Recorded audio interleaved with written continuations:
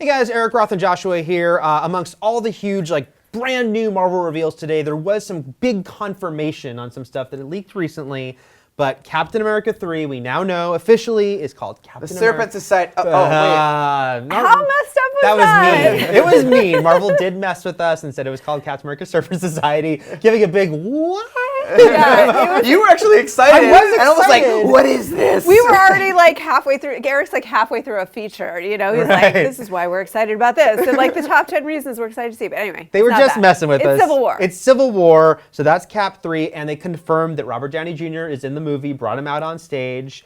And then they they announced that Black Panther. And weren't they kind of boxing each other? Yeah, they did the boxer pose. Before Black Panther gets his own movie, he will be a part of this big role, they said. So there's a lot to kind of process. Yes. The other big piece of news came, I think, in the Q&A post After, the press event conference after. that Jim, our colleague, sort of texted you, I think, which was that as we've been wondering, how are they going to do a storyline about secret identities when there are no secret identities? The answer is they're not. Well, yeah, so Joshua, talk about the Civil War comic book storyline and what it was and why it can't be what it is in the movie. A big thing of the Civil War storyline was a big incident happened where some superheroes did some bad things, or they messed up, took on a threat that was too big for them, and so the government thought, we need to start registering these superheroes. Everyone no longer has a secret identity, you just work for the government. And that was a big problem for a lot of superheroes. Captain America didn't like it, so he split off, went underground, and rebelled against Iron Man and a bunch of other superheroes who wanted to register. So the fact that characters like Daredevil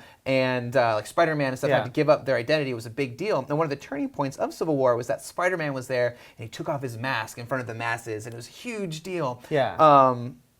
There's going to be no secret identities. It's not going to be about that, so they're not going to do that angle. There's no Spider-Man in the movie. There was a rumor that they're talking about putting Spider-Man in the Marvel movies. Well, but that's there's no Spider-Man yet. Yes, so we don't know for what it looks like.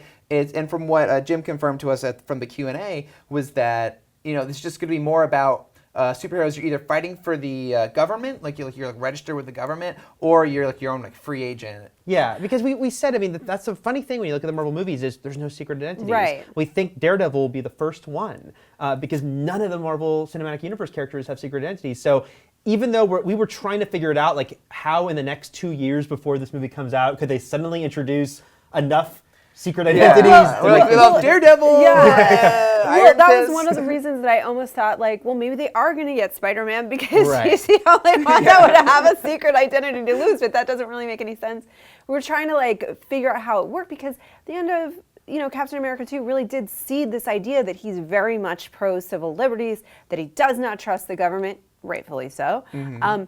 We're speculating that the end of Avengers Age of Ultron will have a Tony Stark who was very arrogant and confident that he could take on all the problems of the universe by himself, going, oh man, we can't even be controlled. Look what I built. Look what it had Roth. He built Ultron. Which we assume is going to be a highly destructive force, and we know will be. Mm-hmm. So then at that point, maybe he then goes, look, we can't even control ourselves. Somebody's got to be in charge here, and it's not us. Yeah, and I think it's going to be something like that, where if they don't have to give up their secret identities, but they are being told that anyone who's operating as a costume vigilante has to work for this government, this group, that you're basically under their control, and that will be the rift between Tony and Steve. Is Steve saying no, they should be able to be off on their own. Tony saying no, we have to regulate this.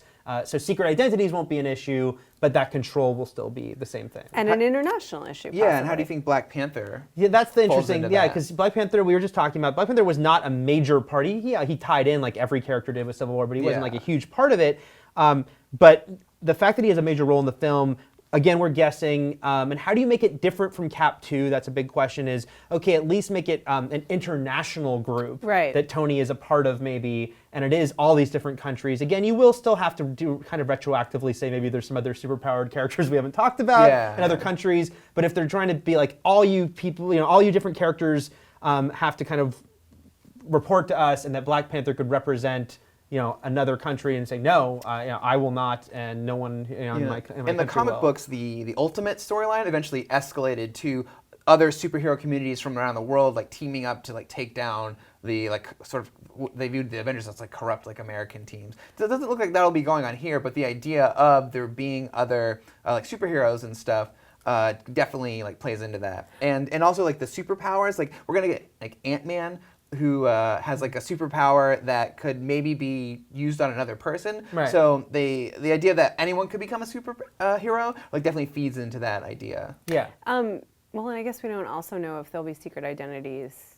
in that movie. But that aside, it doesn't matter. Secret identities aside, I think the way that you make it different, I mean, first of all, it's that he was still part of the government in Cap 2. You know, it was by the end of it that he was like, okay, this whole thing is rotten. It's rotten to the core. I'm done with you.